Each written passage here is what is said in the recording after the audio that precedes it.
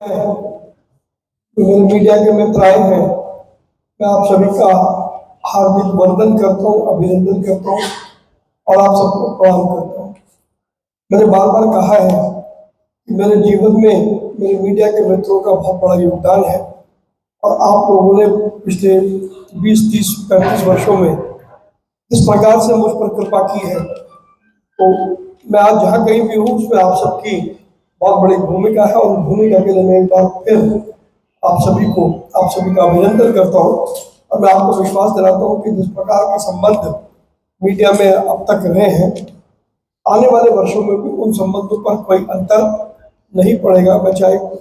मैं किसी भी स्थिति में हूँ, किंतु मीडिया मेरे जीवन का अभिन्न अंग है और इसलिए मैं ये विश्वास आपको देता हूँ। पिछले 60 दिन से मैं लगातार 3 मार्च से मैं लगातार अपने चुनाव क्षेत्र में घूम रहा हूँ और ये जो मेरा चुनाव क्षेत्र है ये 2-3 महीनों में बड़ा पूरे देश के सभी चुनाव क्षेत्रों से थोड़ा डिफरेंट है, ऐतिहासिक है। तो ये जो चुनाव क्षेत्र है ये पूरे देश में इकलौता चुनाव क्षेत्र है जिसके साथ 6 लोकसभा शेयर करती हैं। दूसरा ये चुनाव क्षेत्र इसलिए महत्वपूर्ण है, इकलौता चुनाव क्षेत्र है जहाँ पर 150 से ज़्यादा थोक बाजार है जो पूरे देश को माल सप्लाई करते हैं। ऐसा विशिष्ट क्षेत्र पूरे देश में दूसरा कोई भी नहीं है। इसलिए जब भारतीय जनता पार्टी ने मुझे यहाँ का कैंडिडेट बनाया तो निश्चित रूप से ये बड़ी जिम्मेदारी है जो मैं अपनी पूरी कर्मठता के साथ में निभाऊंगा। आज हम भारतीय जनता पार्टी के संकल्प पत्र पर बात कर रहे हैं। भारतीय जनता पार्टी का संकल्प पत्र, जैसे अभी मेरे चुनाव के संयोजक श्री अशोक गोयल जी ने बताया कि प्रधानमंत्री नरेंद्र मोदी ने उसको रिलीज किया 14 तारीख को, और वो जो संकल्प पत्र है उसमें उसका बेसिक फंडामेंटल है कि उसमें गरीब को, महिलाओं को, वंचितों को, किसानों को और समाज के अन्य वर्गों को वो तमाम स्टेप संकल्प पत्र में कहे गए हैं जिससे उनका समग्र विकास होगा। और ये संकल्प पत्र भारतीय जनता पार्टी का तो है ही, लेकिन हमारे नेता आदरणीय प्रधानमंत्री श्री नरेंद्र मोदी का भी संकल्प पत्र है जिसमें विशेष रूप से मोदी की गारंटी का जिक्र है। और जैसा भी आपने कहा, प्रधानमंत्री जी ने ये भी कहा मोदी की गारंटी की भी गारंटी का ये है।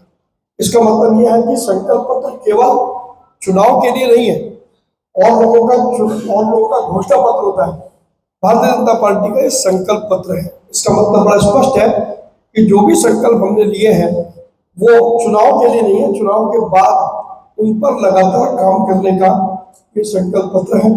और मैं प्रधानमंत्री नरेंद्र मोदी द्वारा जारी संकल्प पत्र की मूल भावना को समझ करके और मेरे क्षेत्र में मैं क्या क्या काम कर सकता हूँ, ये संकल्प हम लोगों ने लिया है। और ये हमारी पूरी टीम, मैं बार बार ही मैं बात कर रहा हूँ कि जब हम बात करते हैं तो सांसद अकेला काम नहीं कर सकता, हमारे जो कॉर्पोरेटर है वो भी साथ में काम करेंगे और हमारा भारतीय जनता पार्टी का जो संगठन है वो भी साथ में काम करेगा। तो अर्थात मैं जो भी अभी विषय आपको बता रहा हूँ सारे के सारे विषय हम एक टीम के रूप में काम करेंगे। और मेरा अपना मानना है कि जब टीम के रूप में काम करते हैं तो कोई भी समस्या ऐसी नहीं है कि जिसका समाधान ना हो सके। इससे पहले कि मैं 2-3 बातें कहूँ, मैं 2-3 बड़े मोटी बातें आपको बताना चाहता हूँ। हमारे प्रधानमंत्री नरेंद्र मोदी जी ने कहा कि काम ऐसा होना चाहिए जिससे आपका सांसद आपके द्वार। इस बात के तहत चुनाव जीतने के बाद मैं लोगों के साथ मेरी कनेक्टिविटी, एक्सेसिबिलिटी और अवेलेबिलिटी रहे, उसके लिए मैंने ये तय किया है कि मैं सांसद होने के बाद सार्वजनिक स्थान पर अपनी टेबल लगा करके बैठूंगा, जिससे कि मेरे क्षेत्र के जो भी लोग हैं वो बिना किसी संकोच के लगातार मेरे साथ में संपर्क करें। तो जब वो लगातार संवाद होगा, लगातार संपर्क होंगे, तो समस्याएं भी हल होंगी, हमारा संबंध भी बढ़ेगा, और आपका सांसद आपके द्वार के रूप में हम लोगों के घरों तक जाने की चेष्टा करेंगे, जो मोदी की गारंटी है। दूसरा, चांदनी चौक का जो चुनाव क्षेत्र है, ये किसी और के लिए ये राजनीतिक भूमि हो सकती है, बट मेरे लिए ये मेरा चुनाव क्षेत्र मेरी जन्मभूमि है, और मेरी मेरी कर्म भूमि भी यही है। मैं यहीं पर पला बड़ा हुआ हूँ, चांदनी चौक के बाजार सीताराम क्षेत्र में, और यहीं पर मैंने इतने सालों में यहीं रह करके मैंने मेरा काम किया है। तो मेरा जो भी कुछ है उसका अगर मूल आधार कुछ है तो वो चांदनी चौक है, चांदनी चौक की गलियां हैं, और लोगों का जो समर्थन मुझे मिला अलग अलग समय पर, उसके बल पर ही हम ये सारा काम कर पाए हैं। तो मैं ये बड़ा स्पष्ट कर रहा हूँ। दूसरा, मैं जो अभी संकल्प मैं कुछ आपको बताने जा रहा हूँ, वो केवल वादे नहीं है। जैसा प्रधानमंत्री नरेंद्र मोदी जी ने कहा कि जो कहेंगे वो करेंगे, तो मैं भी जो संकल्प आज आपके सामने रख रहा हूँ वो केवल वादे नहीं है, बल्कि मैं सतत उनके साथ लगातार काम करूंगा, पूरी टीम के साथ काम करूंगा, और एक एक संकल्प को हम एक समयबद्ध सीमा में उसको प्रैक्टिकल शेप देंगे। ये मेरा विश्वास है, मेरी कन्विक्शन है।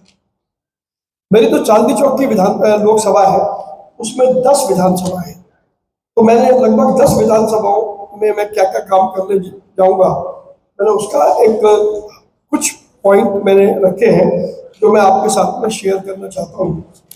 कि मेरी जो चांदनी चौक क्षेत्र जो लोकसभा क्षेत्र है, उसमें मटिया महल, बल्ली मारा और चांदनी चौक विधानसभा क्षेत्र ऐसे हैं जो भारत की संस्कृति और सभ्यता का दिग्दर्शन करते हैं। और इस नाते से इसी क्षेत्र में जो 3 विधानसभा है, इसी में मूल रूप से व्यावसायिक गतिविधियां भी पूरे देश में फैलती हैं। तो मैंने ये लेकिन अगर आपको ध्यान होगा तो सरकार ने एक शाहजहानाबाद रीडेवलपमेंट बोर्ड बनाया था, और वो बोर्ड ने कुछ काम किया, लेकिन वो बोर्ड अभी तक जो बना वो बोर्ड केवल एक तरफा था।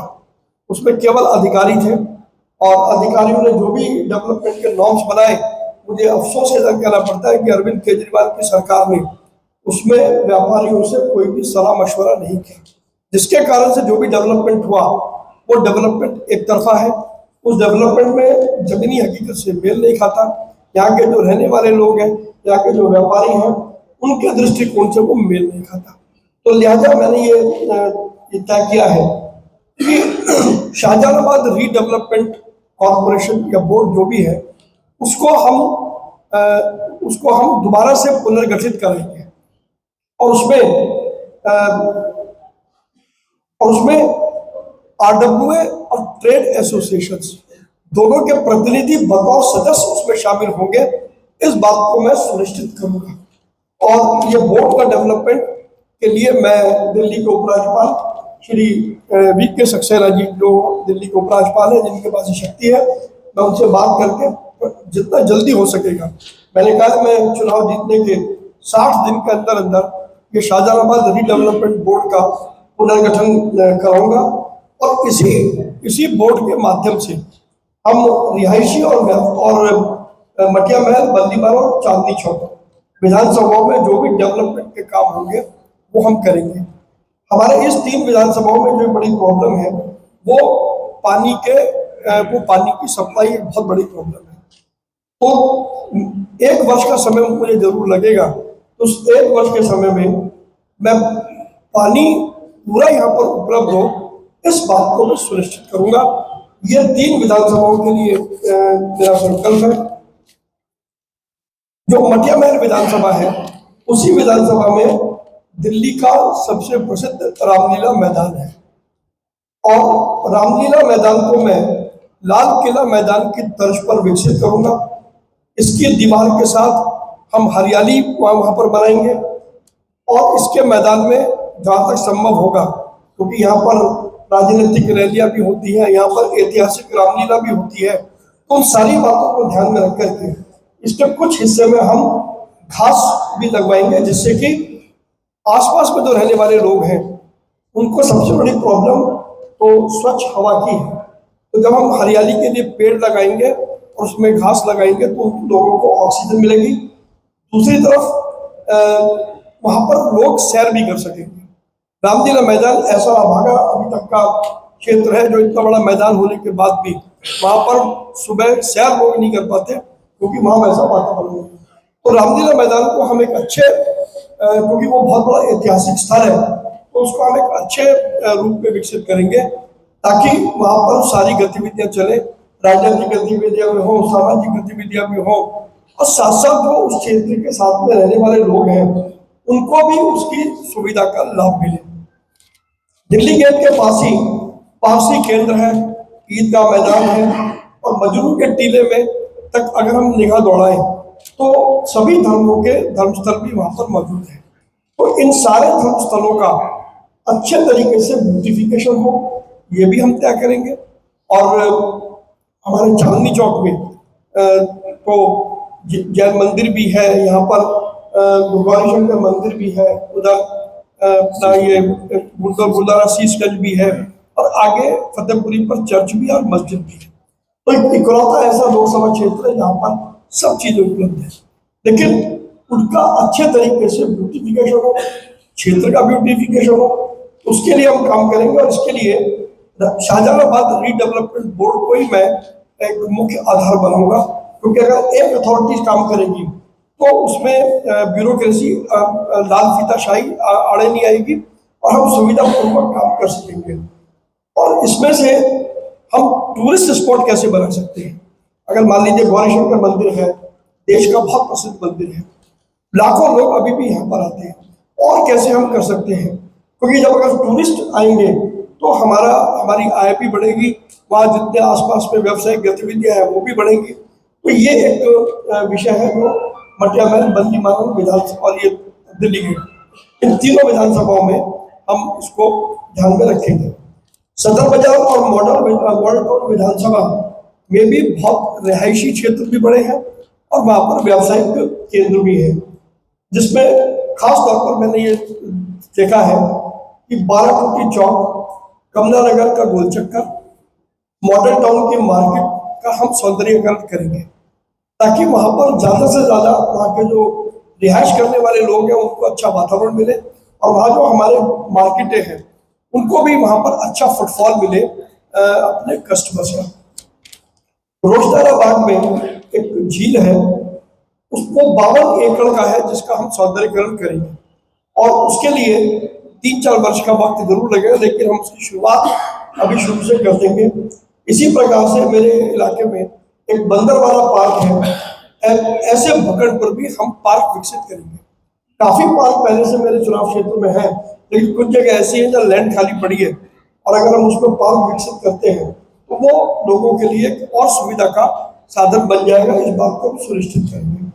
सदर बाजार मॉडल टाउन के साथ ही श्रीनगर और वजीरपुर विधानसभा के साथ जो नजमगढ़ ड्रेन है, जो ड्रेन आज वो एक्चुअल में वो नहर है और वो नाला बन गया, और आज तक किसी ने उस पर ध्यान नहीं दिया।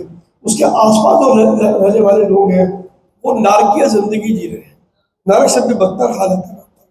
तो सबसे पहले हम उस नहर की सफाई कराएंगे, वो नाला बन गया उसको वापस नहर के रूप में विकसित करेंगे, और वो उसमें कुछ हिस्सा हरियाणा सरकार का है। तो हरियाणा सरकार से बात करके उस पर एलिवेटेड रोड अगर हम बना देंगे तो उससे जो ट्रैफिक की और अन्य प्रॉब्लम है, एक क्षेत्र से दूसरे क्षेत्र में जाने की जो समस्याएं हैं, काफी हद तक वो समस्याएं सॉल्व हो जाएंगी। हम उसकी पूरी सफाई करेंगे, उसके किनारों को अच्छा बनाएंगे और उसका ब्यूटिफिकेशन करेंगे, तो देखने में भी अच्छा लगेगा और क्षेत्र के लोगों के लिए सुविधाएं भी होंगी। मैंने ये कहा कि मेरे चुनाव क्षेत्र में मल्टी स्पेशलिटी हॉस्पिटल सरकार का एक भी नहीं है, और मेरे क्षेत्र में बहुत सारी झुग्गी झोपड़ियां हैं, बहुत सारी श्रम बस्ती है, बहुत सारे निम्न आय वर्ग के लोग रहते हैं, जिनके लिए चिकित्सा एक बड़ा विषय है। प्रधानमंत्री नरेंद्र मोदी जी ने आयुष्मान योजना पूरे देश में लागू करी, लेकिन दिल्ली के मुख्यमंत्री अरविंद केजरीवाल ने उस योजना को दिल्ली में लागू नहीं होने दिया। आयुष्मान योजना में 5 लाख तक का जो मेडिकल है वो केंद्र सरकार वहन करती है, लेकिन दिल्ली के मुख्यमंत्री ने वो होने नहीं दिया। लेकिन अब दोबारा प्रधानमंत्री जी ने कहा है, हम और हमारा पूरा संगठन उसके लिए काम कर रहा है।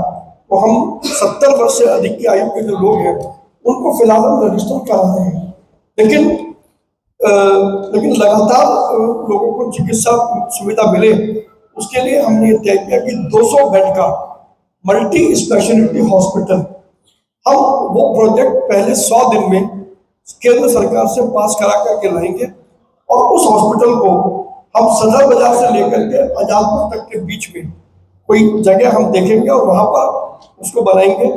वो एम उसको मतलब मेरी योजना है हम उसको ऑल इंडिया मेडिकल इंस्टीट्यूट से जोड़ दें, क्योंकि अगर वो ऑल इंडिया मेडिकल से जुड़ गया तो कुछ लोगों को जो चिकित्सा की सुविधाएं यहाँ नहीं मिल पाएंगी उनको हम एम्स में भी रेफर कर सकते हैं। तो वो एक बड़ा काम लोगों के स्वास्थ्य के लिए होगा।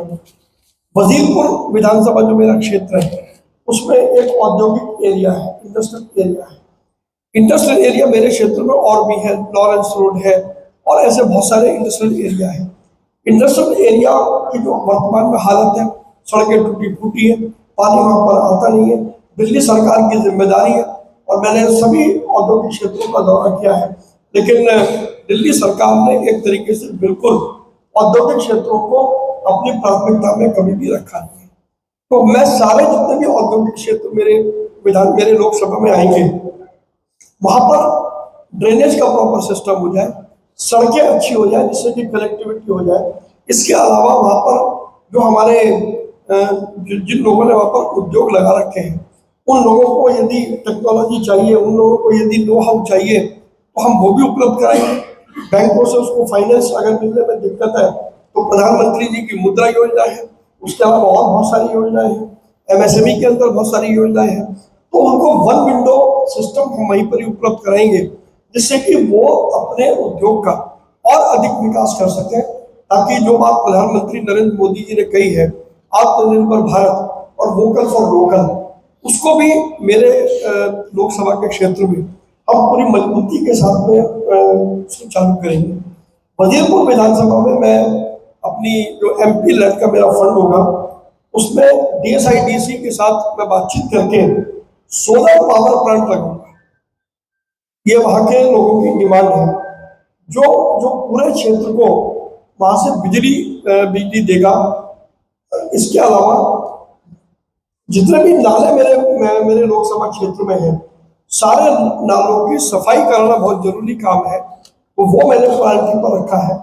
और नाले साफ कराने के बाद उसके साथ हरित पट्टी भी अगर बन सकेगी जहां जहां पर, तो मैं हरित पट्टी भी बनवाऊंगा, ऐसा मेरा संकल्प है। मेरा शालीमार विधानसभा है, शालीमार विधानसभा में मैं विश्व स्तरीय कम्युनिटी सेंटर डेवलप करूंगा, ऐसा मेरा मानना है।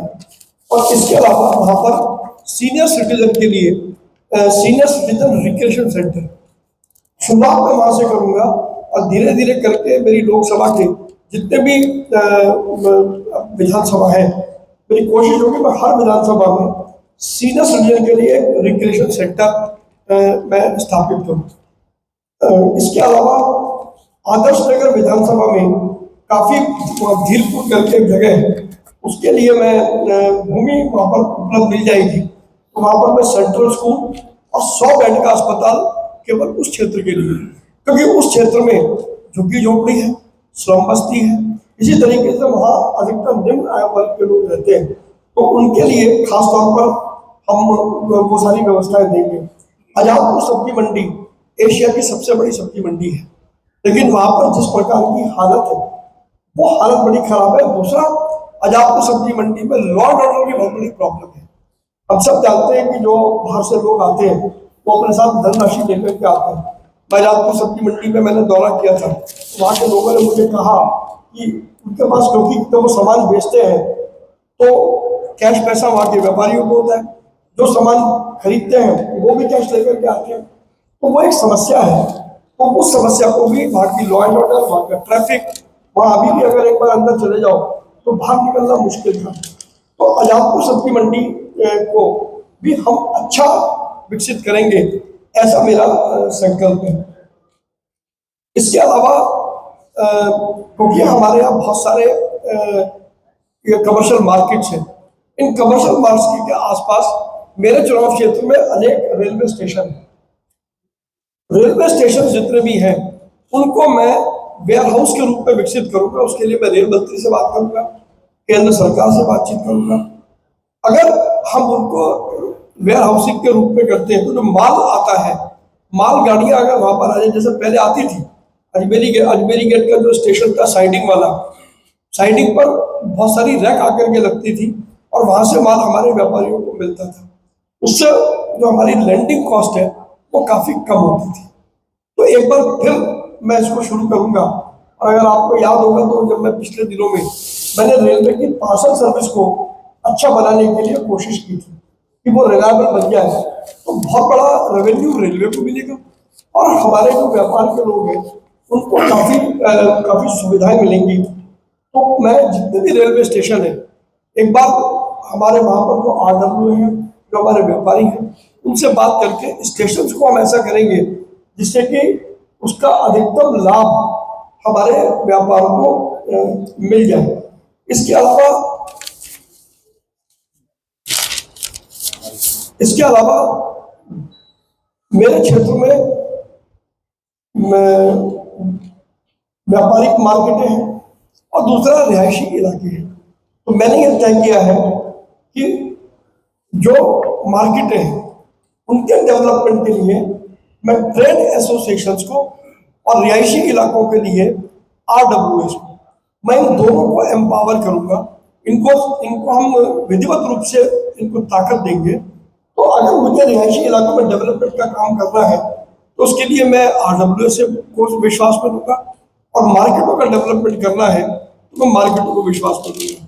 यहाँ पर एक जरूर मैं कहना चाहूँगा कि दिल्ली के मुख्यमंत्री अरविंद केजरीवाल ने आज से 3-4 साल पहले कहा था कि मैं 5 बाजार दिल्ली के विकसित करूंगा। उनके मंत्रियों ने दौरे भी किए, लेकिन एक कील भी आज तक नहीं लगी, एक कागज भी वहां से नहीं हटा। हमारी मार्केटों में इंफ्रास्ट्रक्चर की बहुत कमी है, महिलाओं के लिए पब्लिक कन्वीनियंस किसी भी मार्केट में नहीं है। तो हम ट्रेड एसोसिएशन से बात करके मार्केटों में सुविधाएं उपलब्ध कराएंगे। वहीं रिहायशी इलाकों में RWA बहुत अच्छा काम कर रही है। मैंने इन दोनों में बहुत सारे RWA के साथ काम किया है। तो सबने कहा कि अगर हमें, क्योंकि ये भी प्रस्ताव हमारे प्रधानमंत्री जी का है, पार्टिसिपेटरी गवर्नेंस, तो पार्टिसिपेटरी गवर्नेंस हम अपने चांदनी चौक के लोकसभा में करेंगे और उसके लिए RWS को और ट्रेड एसोसिएशन को उनको मैं मजबूत करूंगा। इसके अलावा मेरे चुनाव क्षेत्र में जब मैं घूमा हूँ 60 दिन में, तो बहुत सारे मुझे स्पोर्ट्स के लोग मिले हैं, जिन लोगों ने, एक व्यक्ति से मिला जिसने ओलंपिक में पदक जीता है, अर्जुन अवार्ड वाले तो मेरे इलाकों में बहुत सारे मिले हैं। लेकिन हर एक की एक तकलीफ थी, उसमें युवा बहुत सारे थे। जो युवा कोई पहलवानी में है, कोई बैडमिंटन में है, कोई दूसरे खेल में है, उनको सुविधाएं बिल्कुल भी नहीं मिली। तो मैं ये सुनिश्चित करूंगा कि ऐसे जितने भी लोग हैं जो स्पोर्ट्स पर रुचि रखते हैं, खासतौर पर हमारे युवा वर्ग, मैं उनके लिए जो भी सुविधाएं उन्हें चाहिए होंगी उनसे बातचीत करके वो सारी सुविधाएं मैं उनके लिए उपलब्ध कराऊंगा। ये भी मेरा एक संकल्प है। इसके अलावा मैं इन दिनों हमारी जो यूथ है मैं उनसे मिला हूँ। यूथ की प्रॉब्लम ये है कि यूथ ने कहा कि हमारे दिमाग में आइडियाज है, हम खुद का रोजगार करना चाहते हैं, अगर हम कुछ और काम कर रहे हैं तो हमारे पास आइडियाज है, लेकिन हमारे आइडियाज की कोई कदर नहीं करता। तो मैंने उनको कहा कि मैं अपनी कॉन्स्टिट्यूएंसी में स्टार्टअप का इंक्यूबेशन सेंटर बनाऊंगा। तो अगर किसी के पास आइडिया है तो उसके आइडिया को, हम टेक्नोलॉजी चाहिए हम वो देंगे, उसको नॉलेज चाहिए हम वो देंगे, उसको हैंड होल्डिंग चाहिए हम उसकी वो करेंगे, उसको यदि फाइनेंस चाहिए तो बैंकों से प्रधानमंत्री जी की योजना के अंतर्गत हम उनको वित्त भी उपलब्ध करेंगे। तो मैंने पहले भी अपने व्यापारिक उसमें हमने बहुत सारे स्टार्टअप्स की हैंड होल्डिंग करी है, और इस चीज को मैं अब मेरे चांदनी चौक के लोकसभा क्षेत्र में भी लाऊंगा कि अगर कोई भी स्टार्टअप शुरू करना चाहता है तो भारतीय जनता पार्टी और मैं और हमारी पूरी टीम चट्टान के तरीके से उनके साथ में खड़ी होगी। हम उनको पूरी सहायता देंगे और उनको मजबूत करेंगे। इसके अलावा मेरे चुनाव क्षेत्र में बहुत सारी झुग्गी झोंपड़ी और स्लम बस्ती का एरिया है, वो मेरे लिए बड़ा चिंता का विषय है, क्योंकि मैं जब इन दिनों में गया हूँ और ये हालत बहुत खराब है। मतलब शौचालय की वहाँ पर मतलब शौचालय तक की वहाँ पर प्रॉब्लम है। एक एरिया मुझे ऐसा पता लगा कि शायद 100-150 लोग रहते हैं और उनके इस्तेमाल करने के लिए केवल एक ही शौचालय है, और दिल्ली की सरकार ने उस पर कतई भी ध्यान नहीं दिया। ये काम दिल्ली की सरकार को करना चाहिए। तो झुग्गी झोपड़ी और स्लम बस्ती या निम्न आय वर्ग के जैसे डीडीए के एलआईजी फ्लैट है, इस प्रकार का काफी एरिया मेरे मेरे चुनाव क्षेत्र में है। उन एरियाज को हम अच्छी तरीके से डेवलप करेंगे और वहाँ पर जो जो सुविधाएं चाहिए वो सारी सुविधाएं हम उनको वहाँ पर उपलब्ध कराएंगे। ये मेरा संकल्प है। वो जो नर्क का जीवन जी रहे हैं, मैं उनको नर्क के जीवन से निकालना चाहता हूँ। उसके लिए विशेष हमारा जोर इस पर रहेगा, और मैंने मेरे संगठन के लोगों से आग्रह किया है कि ऐसे सभी एरियाज को आइडेंटिफाई किया जाए और उसमें किस एरिया में किस चीज की सुविधा की आवश्यकता है उसका एक काम हम अभी से शुरू कर दें। तो मैं धन्यवाद दूंगा हमारे संगठन के लोगों को कि उन्होंने, बेशक चुनाव प्रचार इस समय बहुत तेजी पर है, फिर भी उन्होंने अपने यहाँ लिस्टें बनाना शुरू किया है। मुझे पूरा विश्वास है कि हम मेरे क्षेत्र में जो झुग्गी झोपड़ी स्लम बस्तियां हैं, हम उनके जीवन स्तर को सुधारेंगे। हम हर चेहरे पर मुस्कान लाएंगे और उस पर रहने वाले किसी भी आदमी की आंख में आंसू नहीं होने देंगे। ये हमारा संकल्प है।